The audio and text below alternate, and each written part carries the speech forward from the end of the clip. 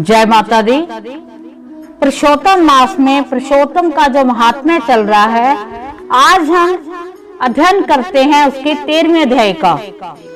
नैमिषारण्य तीर्थ में उपस्थित ऋषि मुनियों ने पूछा कि हे सूत जी, कृपया हमें ये बताइए कि राजा दृढ़धन्वा ने पुरुषोत्तम मास के स्नान, व्रत और पूजा से क्या प्राप्त किया।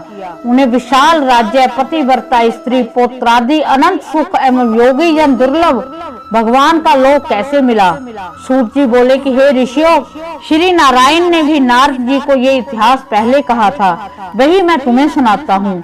हे मुनियों, ये पाप नाशक कथा गुरुमुख से जैसे मैंने सुनी थी, वही दृढ़धन्वा राजा की कथा तुमको सुनाता हूँ। श्री नारायण बोले कि हे नारद, राजा दृढ़धन्वा की गंगा जी के समान पवित्र पुरानी कथा तुम सुनो। चित्रधर्मा राजा के बड़े तेजस्वी, सत्यवादी, धार्मिक, सर्वगुण संपन्न पुत्र राजा दृढ़धन्वा हुए। उन्होंने चारों वेद बड़ी प्रसन्नता एवं चतुरता के साथ पढ़े। जिस प्रकार भूली बात दोहराने पर भी याद हो जाती है, उसी प्रकार गुरु जी से एक बार सुनने मात्र से आपने सभी वेद याद कर लिए। विद्या अध्ययन करने के उपरांत गुरु जी को दक्षिणा देकर आज्ञा प्राप्त कर अपने पिता के नगर में आए। नगर निवासियों को आनंदित करते हुए अपने महल में पहुंचकर पिताजी को प्रसन्न किया। तब राजा ने विचारा कि अब मुझे बाकी बचे समय में प्रसन्न मुख, दो भुजा वाले मुरलीधर भगवान श्री कृष्ण की आराधना करनी चाहिए। इसलिए मुझे वन में जाकर श्री हरि भगवान की आराधना करनी चाहिए और घर, धन, स्त्री, पुत्र आदि के प्रेम पाश को काटना चाहिए। ऐसा दृढ़ निश्चय करके अपने योग्य पुत्र दृढ़धन्वा पर राज्य भार छोड़कर राजा ने मन से श्री कृष्ण का ध्यान करते हुए तपस्या प्रारंभ की तथा राजा चित्रधर्मा तपस्या करते करते वैकुंठ को प्राप्त हुए। राजा दृढ़धन्वा ने पिता के वैकुंठ वास के समाचार को सुना। पितर भक्त महाराजा दृढ़धन्वा ने हर्ष एवं शोक में विद्वानों के कथा के अनुसार पिता के क्रियाक्रम किए।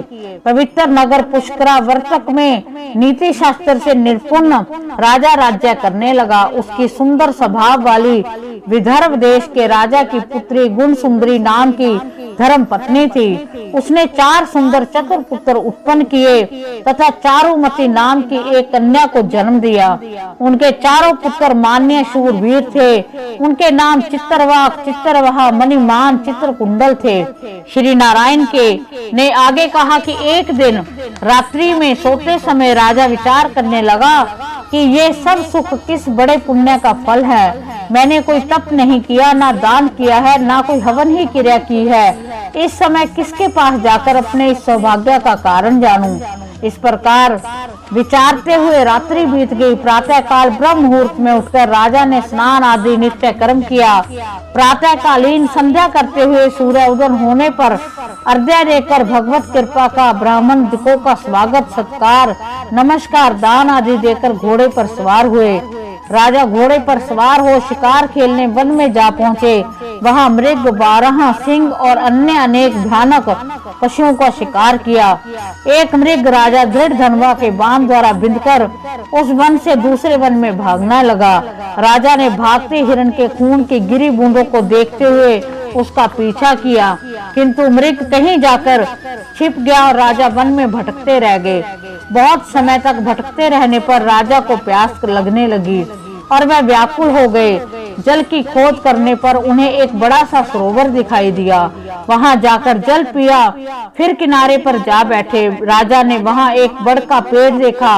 उस पेड़ से घोड़े को बांधकर राजा बैठ गए। उसी पेड़ पर एक तोता आकर बैठ गया। वह तोता मनुष्यों की सी बोली में बोलने लगा। राजा उसे सुनकर बड़े आश्चर्य में पड़े। वह तोता कहने लगा कि हे राजन, इस संसार में अनेकों सुख हैं, उन्हें देखकर भी तू परम तत्व का विचार नहीं करता है, तब भला इस संसार में को कैसे पार करोगे। राजा के सामने वह कई बार इसी प्रकार कहने लगा, जिसे सुनकर राजा प्रसन्न एवं मोहित हुए। राजा विचार करने लगे कि ये तोता नारियल के समान अगम्य सार पूर्ण श्लोक को बार बार बोलकर क्या कह रहा है। ये श्री वेद व्यास जी के पुत्र श्री सुखदेव जी हैं क्या, जो संसार में डूबे मुझ जैसे मूर्ख को चेतावनी दे रहे हैं। इस प्रकार राजा विचारने लगा। इतने में वहां शिकार में बिछड़ी सेना भी आ गई। तोता राजा को ज्ञान का ये उपदेश देकर उड़ गया और राजा भी तोते के वचनों को याद करते हुए अपने नगर में आ गए। महल में आकर चिंता में डूबे राजा ने खाना पीना बोलना सोना सब छोड़ दिया। एक दिन राजा के पास एकांत में आकर रानी गुण सुंदरी बोली कि हे राजन, आप इस प्रकार उदासी कहाँ से ले आए हो? उठिए, बातचीत करिए, सुख भोगिए। रानी के बार बार अनुनय करने पर भी राजा ने कोई जवाब नहीं दिया, क्योंकि राजा तो बार बार तोते के देवताओं के भी समझ में ना आने वाली सार गर्भित वचन याद करके विस्मित हो रहे थे। रानी ने राजा की ये दशा देखकर लंबी सांस छोड़ी और बड़ी दुखी हुई, किंतु सोचने पर भी पति की चिंता का कारण न समझ सकी।